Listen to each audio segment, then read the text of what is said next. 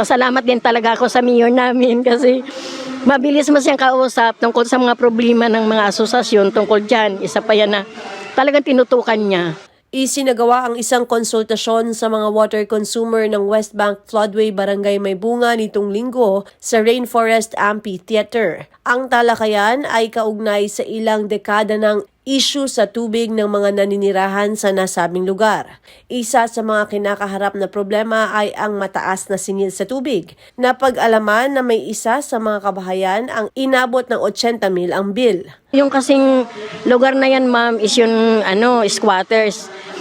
Yung dati, nung panahon ni Bobby Eusebio, marami nang natanggal dyan, nadala sa relocation site. Kaso ngayon sa hirap ng Laguna, hirap ng Tanay, bumabalik dito, nagtatayo ulit. Kaya nagkakaroon, binibigyan naman ng City Hall ng patubig dahil yan ay basic services naman yan. Para naman sa lahat yan. Ang problema lang talaga doon sa maniningil, doon sa management. Yun nga sabi ko, sana transparent para walang ibang problema. Kung may magtatanong bakit ka magagalit, hindi ka naman nakakuha ng tamang sagot sa kanila kundi magalit sila eh. Hindi na tama yun dahil consumer ka, nagbabayad ka, di ba? Dapat sinasagot sila ng maayos. Kaya ang desisyon ng tao, dumulog na sa LGU. Kung sa patubig ang pag-uusapan ay hindi na kayang bayaran ng residente, napakataas na. Ang hinihingi ng mga residente, kung yung mga minimum naman nagbabayad, ilabas yung kanilang paliwanag kung bakit ganun kataas yung per cubic. Iba-iba bawat block. Block 1 is 30, block 2 is 42. Isang linya lang naman ng yan, isang management lang ng mga siwa niyan. Kaya ngayon, ang pinagtataka rin namin, nung itong 2 months na dumaan, mayroon na nag 25,000, may nag 8,000, may 10,000, may 80,000 narinig ko pero wala naman, di ko man nakita yon. Kwento lang yon. Ngayon, ang sabi namin, idulog na namin sa City Hall na kailangan pangasiwaan na nila yung aming patubig kasi City Hall din ang nagbigay sa amin noong panahon ni Inteng Eusebio. Under ng Manila Water. Pero siyam na block yan, block 1, block 8 hanggang block 9. Ngayon, yung bawat block niyan, mayroon siyang isang mother meter na tinatawag sa bawat block. Block 1 may mother meter, block 2 may mother meter. Ngayon, pagdating sa kabahayan, mayroon silang mga submeter. Individual yung submeter. Ginagawa ng management, nire-reading nila yung mother meter.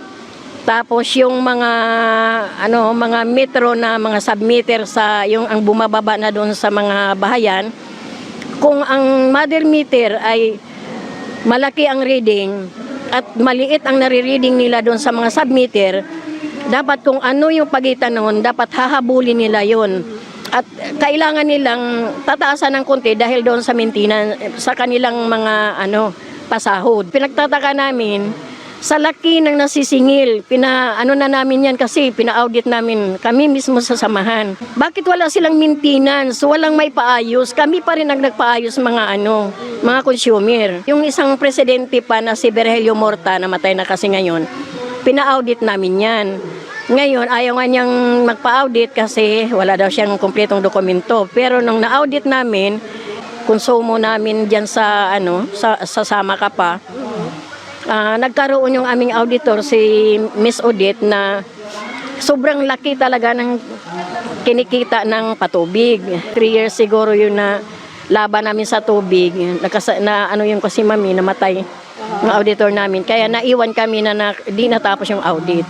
Nung ako tumayo ng presidente, yung mga tao na kasama ko na hindi naman ako in-honor na ako yung presidente, vice lang daw ako.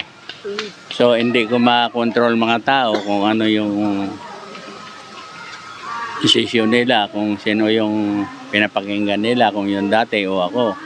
Yung reading ng Manila Water, pag nag-reading Manila Water ng tapos anong buwan, kami naman magre-reading ng mga 5 ng buwan.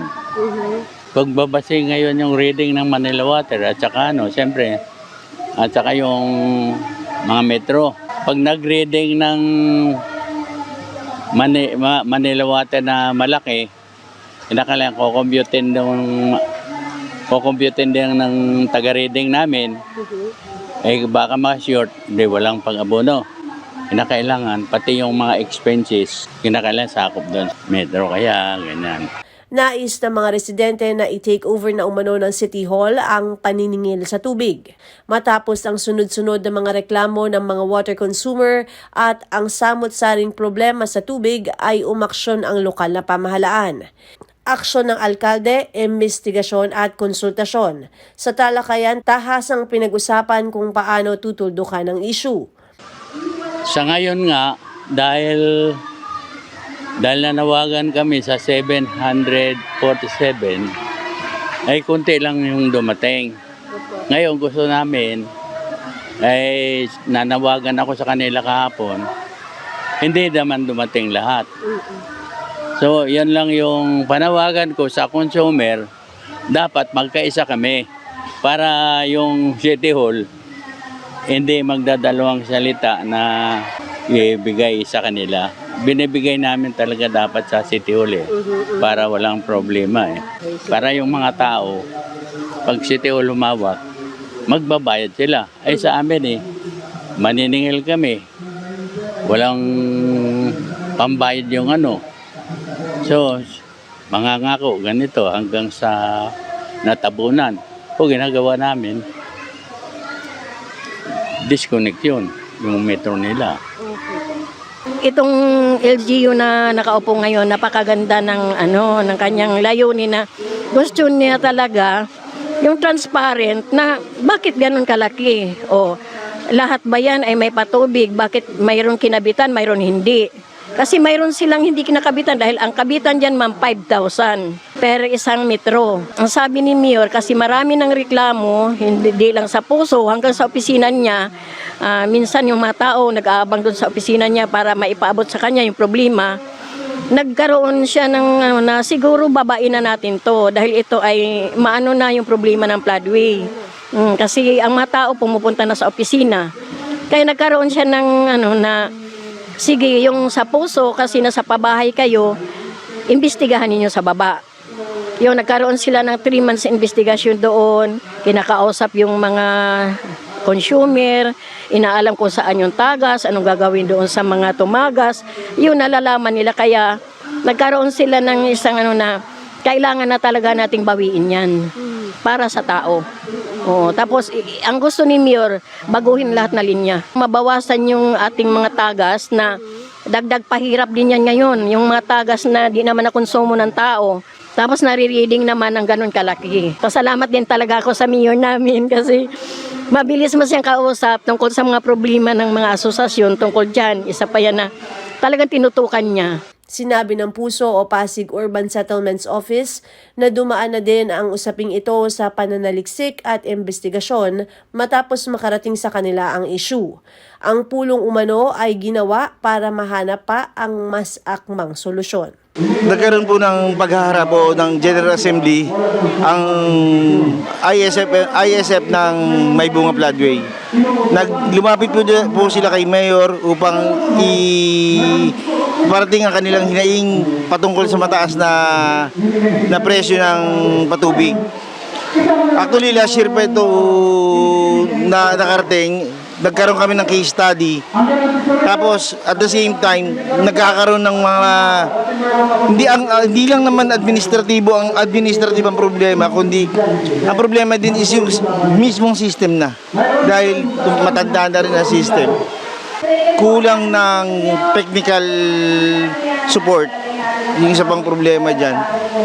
Tapos, yung banggaan ng 3 organisasyon, sa idagdag pa natin yun, na nagpapahirap para patakbuhin yun. Kaya po ito ay patawag regardless kung anong organization mo, anong position mo sa lupa dyan, kung returnee ka o nanatili ka dyan, is regardless po doon, ang usapin po ay doon sa essential na pangangailangan ng tao yung patubig po. Hindi lang po pabahay, ang patubig po ay napakahalaga. Tulad nga po ng sinabi ni kasamang Nonoy, nag-ugat po ang usapan nito is noong June.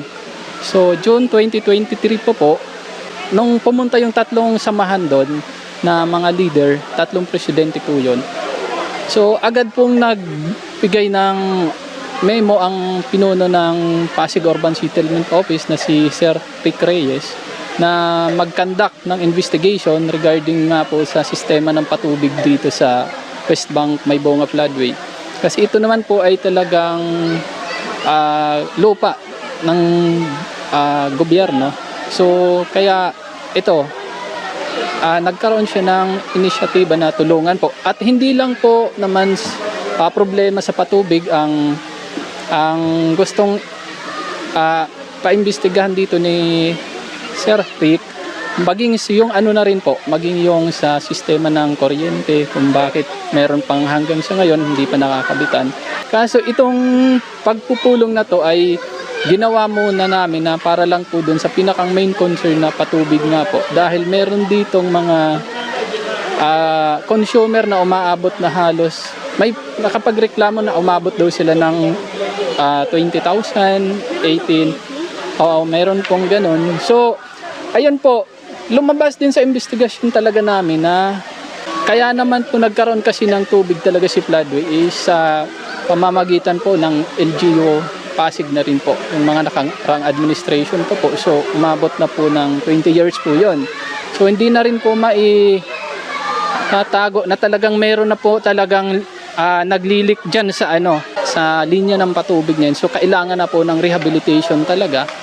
So maging yung simula po sa main line na yon, papunta po sa mga consumer is sa pag-aaral namin is talagang yung mga metro po, mga naglilik na po yon. So kasama po yon sa mga binabayaran nila na losses po.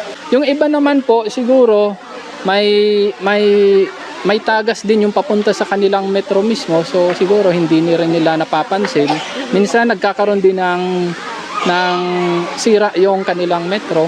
So mga ganun po, may mga ganung kaso po. Papasok po si LGU base po dun sa memo na inilabas po. Anong po yun.